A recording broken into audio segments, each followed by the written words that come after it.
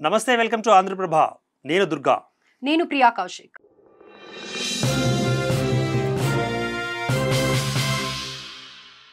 మాజీ డీఎస్పీ నళిని వ్యవహారం ప్రస్తుతం హాట్ టాపిక్గా మారింది. తన మరణ వాంగ్మూలంలో ఆమె తన ఆవేదన వ్యక్తం చేశారు. రాజకీయ నేతలకు, మీడియాకు ఎన్నో విన్నపాలు చేశారు.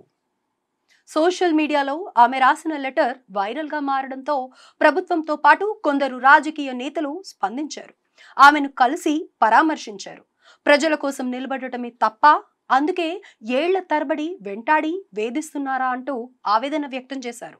తన తప్పు ఏదైనా ఉంటే జైలుకు పంపాలని చెప్పారు. ఆమె అంత ఆవేదనతో మాట్లాడడానికి కారణం ఏంటి? అలాగే తెలంగాణ ఉద్యమంలో ఆమె పాత్ర ఏంటి? ఆమె డిఎస్పీ ఉద్యోగాన్ని కోల్పోవడానికి కారణాలేంటి? ఆమె ఆరోగ్య పరిస్థితి ఎలా ఉంది? చావు బతుకుల మధ్య ఎందుకు ఉన్నారు అనే వివరాలు ఇప్పుడు ఈ వీడియోలో చూద్దాం.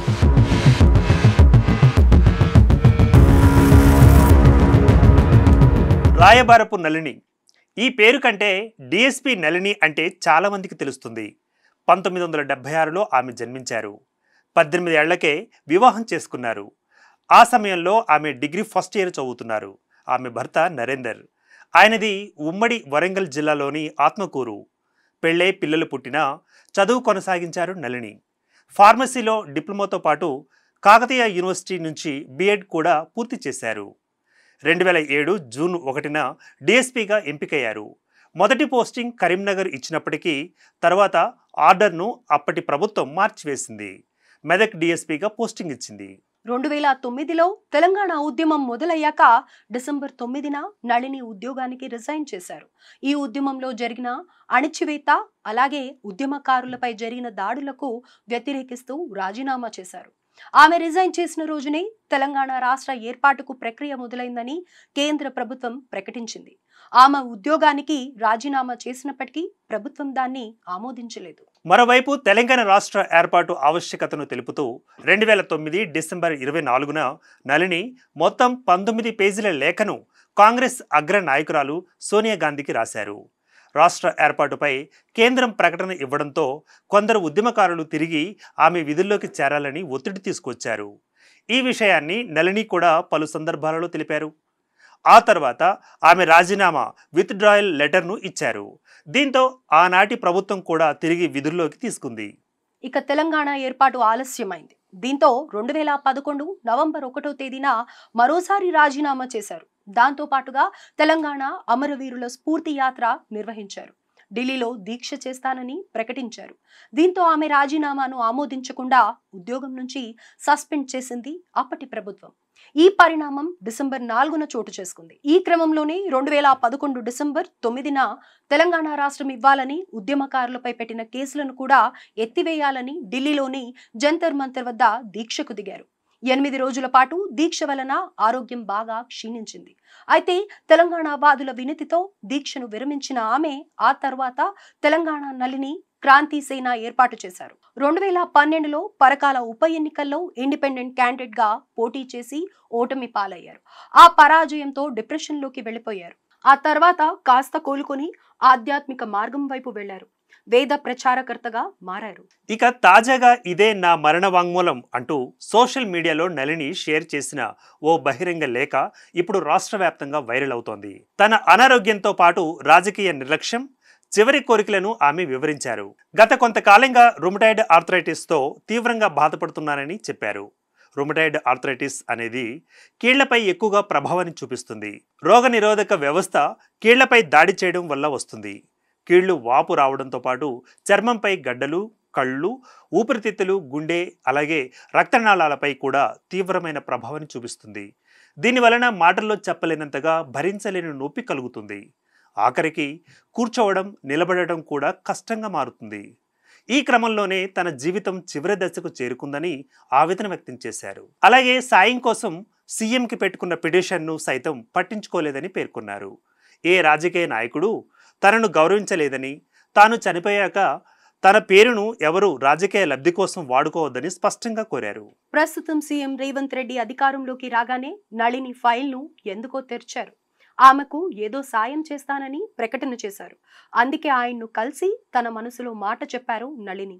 సస్పెన్షన్ పై విచారణ చేయించి ఇన్నేళ్లు ఇవ్వకుండా ఎగ్గొట్టిన సబ్స్టెన్స్ అలవెన్స్ సుమారు 2 కోట్ల రూపాయలు ఇవ్వాలని అడుగుతూ 16 పేజీలతో కూడిన రిపోర్టు కూడా ఇచ్చారు.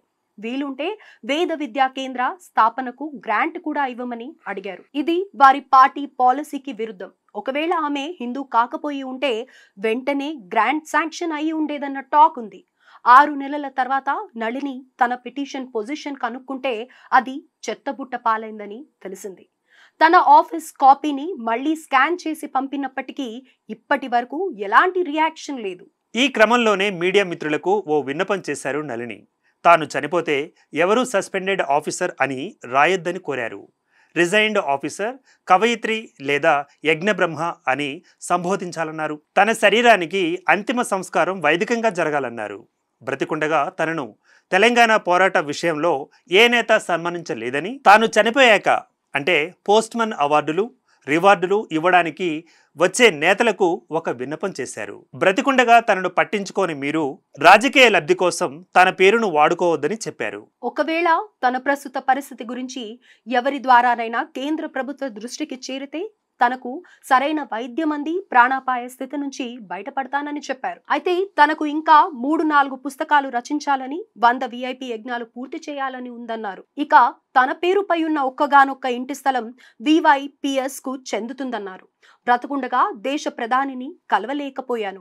మరణాంతరం వారు తన లక్ష్య సాధన కోసం ఏమైనా ఇవ్వాలి అనుకుంటే తమ వేదామృతం ట్రస్టుకు ఇవ్వాలని కోరారు. తన జీవితపు అంతిమ లక్ష్యమైన మోక్ష సాధనను మళ్లీ జన్మలో కొనసాగిస్తాను.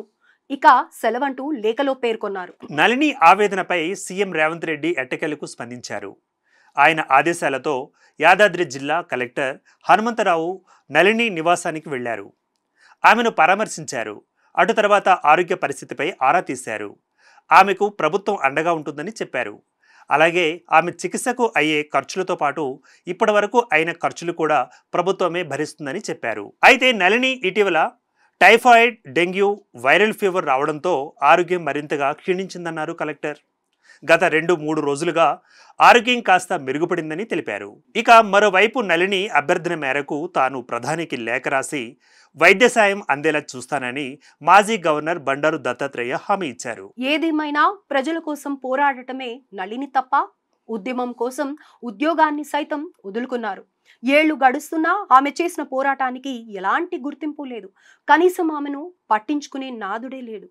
ఎప్పుడో ఒకసారి తూతూ మంత్రంగా వ్యవహరించి ఎలాంటి న్యాయం చేయకుండానే చేతులు దులుపుకున్నాయి ప్రభుత్వాలు.